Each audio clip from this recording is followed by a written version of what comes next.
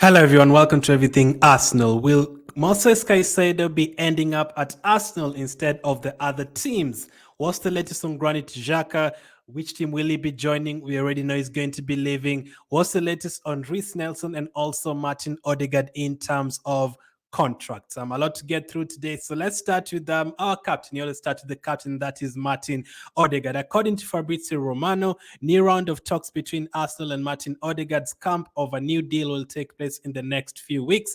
No rush as all parties want the same. The plan is to continue together and get new deal done this year. Martin, very happy in London. So I'm not really worried about this on our PSG ending up with Martin Odegaard or anything like that. I'm like almost like 100% certain he's going to stay. One, he has been our captain this season. He just actually got the captaincy this season. Why should he leave? Number two, he's had a very, very good season. One of our best players. Actually, personally, I voted in the best Arsenal player this season, and I think many people would agree. He also made a lot of teams of the season this year. So he was incredible for us. And also him moving from London to PSG, the way Arsenal is building right now, there's no reason for him to be leaving unless he's like him or his agents want some like extra money, anything like that. But I don't think that is what is bothering him right now. So I'm almost certain he's definitely going to stay.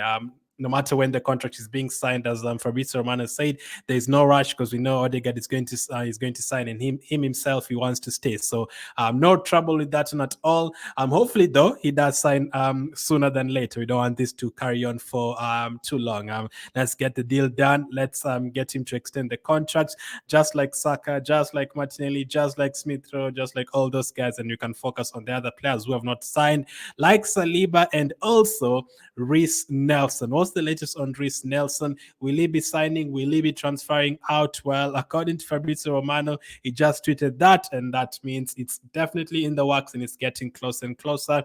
A week ago, he said Arsenal proposal to Rhys Nelson, 4-year contract option included for one more season, as revealed 2 days ago. So I'm guessing this one is getting closer and closer. As I've always been saying, like the funny thing is Rhys Nelson, I don't think he would have been at Arsenal last season. It's just because he picked up an injury during preseason and it forced him to stay. I think would have actually have loaned him out. But this season, he was incredible for us every time he came from the bench. He didn't play a lot. He played like 200 minutes or something. But when he came on against Nottingham Forest, incredible. When he came on against Bournemouth, obviously, that last-minute goal, has actually won an award in the Premier League for, I think, game changer of the season, which is great for him. Who knew Rhys Nelson would be winning Premier League awards right now, so no one expected that. So that was a very, very good goal and a very good impact every time he came on. Southampton, and he came on, that was another game as well. He always changed the game, and I think it's always advisable when you're getting into the Champions League and in the Carabao Cup, FA Cup. We will be playing the Community Shield this year. You need backup players, a lot of backup players. We already have Martinelli and Trossard playing on the left side, but no problem having Nelson as well. Nelson can also play on the right side if needed. If every one of our players is unavailable, he can also play as a number 10. Who knows? So Rhys Nelson, definitely would want him to stay. I said bench him for the keep sell loan or bench. I want him to be a bench player for us next season and make impact whenever he can. And even if he can start a few games, I mean, I think from the kind of impact he's had this season, every time he's come on the bench, there's no problem with him starting a few games. But I think he's most certainly going to start at least more than 10 games because of all the competitions we are in. So let's see how that one goes. But I'm pretty sure in this month you're going to be hearing about Nelson's new contract. I mean, he's definitely saved his Arsenal career. He's one of those players I felt like 2 years ago he'd be gone. Him, Niles, and all those guys, and Ketty as well. I felt like all those players would be gone very soon. But Nelson has kind of revived his career this season, and he's here to stay. Unfortunately, a player who's not here to stay, will be leaving soon, is Granit Xhaka. According to reports on Granit Xhaka, Bayer Leverkusen are working on the final details of Granit Xhaka's deal. No changes as things stand. So obviously, yesterday we were told about Bayern Munich wanting him, and that is a good thing for us because we can actually ask for more money. If 2 or 3 teams want him, there could be a bidding war, but I'm not sure how much Bayern Munich want him and how much Leverkusen want him.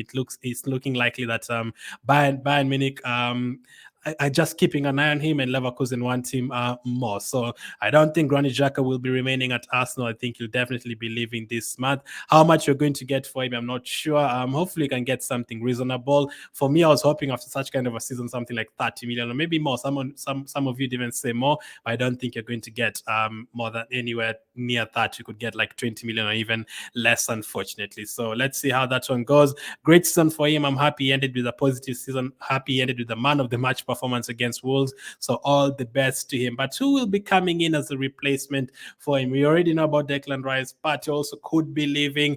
But could Moises Caicedo be joining Arsenal? Now, he's being linked to Chelsea as well. We already know that he's a very good player. We actually could have had him in January, but I don't think Brighton wanted to sell him, even if he gave them 100 million. I don't think they wanted to sell him in the middle of the season. So what's the latest on him? According to reports, Arsenal at the moment are Moises Caicedo's preference. Chelsea are after him and willing to pay more than Arsenal. The player wants Champions League football. So we know Chelsea when it comes to money. Not that we don't have money, no. If a team asks for 200 million, Arsenal would never pay that. But Chelsea is the kind of team that would say, you know what, we are going to pay that, whether they're 19th on the table and we are top of the league. It doesn't matter. But at the moment, the benefit that is there is that we are in the Champions League this season and Chelsea are not. Chelsea are not actually in any European competition, and Moises Caicedo himself wants to play in Champions League football.